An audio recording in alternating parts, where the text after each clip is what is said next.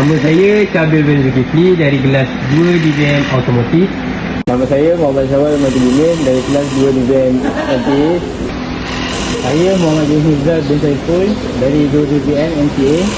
Assalamualaikum warahmatullahi wabarakatuh. Saya Nur Azwadi bin Abdul Aziz, penyela bagi projek Circuit Training Board yang dianggotai oleh Syawal, Syabil dan Danish. Assalamualaikum, saya Wan Hafizul bin Warashid selaku penyela dua. Ini kita nak belajar apa lah, kau tahu tak? Tak tahu lah. Kita tahu. Okay. Hari ini kita akan belajar tentang elektrik, asas litar kenderaan. Okey, sekarang kita akan belajar tentang asas litar elektrik. Iaitu kita belajar yang basic je lah, litar lampu, senang. Okey, yang pertama soket. Pertama akan check wayar ni sambung ke mana dan akan sambung ke mana. Contoh, wayar ni akan sambung ke fuse, fuse akan sambung ke litar bateri. Jap cikgu. Kenapa? Cikgu relax cikgu. Saya ni dah lembab. Cuba cikgu terang lebih detail cikgu. Saya tak faham lah. Betul. Susah nak tunjuk dalam keadaan macam ni sebab yelah wayar bersepah, tak teratur, tak susun. So kita nak check, nak tengok wayar tu sambung ke mana pun susah.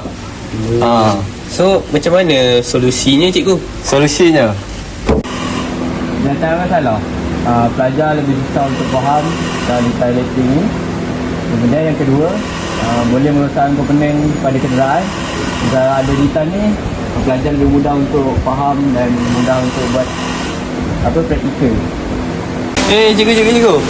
Inilah solusi yang cikgu cakap. Solusi apa? Tak, murid-murid ni tak faham macam mana nak tengok litar, basic litar elektrik ni.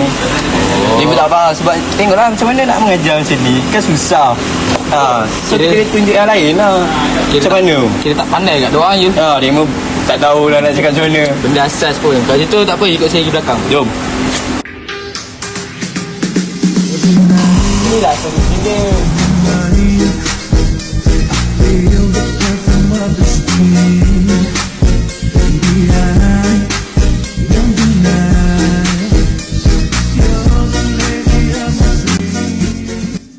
Seterusnya langkah penggunaan. Kita dekat sikit. Kat sini kita ada dah disenaraikan langkah-langkah penggunaan. First kali, tempatkan circuit training board ni di kawasan yang rata dan sesuai. Kedua, letakkan bateri di tempat yang disediakan. Contohnya masa kita buat tu, dah ada tempat yang disediakan. Lepas tu, pastikan setiap switch dimatikan dahulu sebelum menyambung. Macam ni, kita dah tutup dah semua. Semua dah tutup, tak ada masalah. So, yang keempat, pasangkan terminal positif dan negatif pada bateri. Okey, kita akan pasangkan lah jadi kita nak guna. Yang terakhir sekali, setelah itu uji circuit training board tersebut dengan menyambungkan seluruh switch tersebut.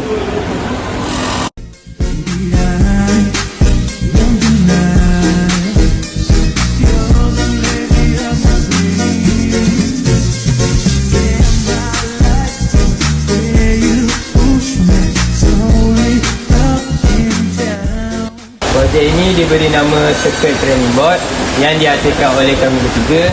Yang pertama iaitu saya, Syabil bin Zulkifli. Yang kedua, Danish Hizal. Dan yang terakhir, Syawal. Idea yang kami dapat untuk hasilkan projek ini, kami lihat para junior kami tidak dapat hasilkan dan fahami asas elektrik kenderaan, dan kami hasilkan ini untuk membantu para junior kami untuk memudahkan kerja diorang dan lebih senang faham dan memudahkan guru juga. Okey, alat dan bahan yang kita guna untuk buat projek ini ialah first sekali kabel tembaga warna kuning, biru, hijau dan merah.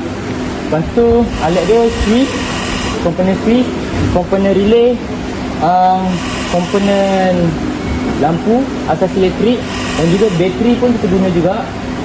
Lepas tu kita juga menggunakan papan kayu sebagai dia punya board.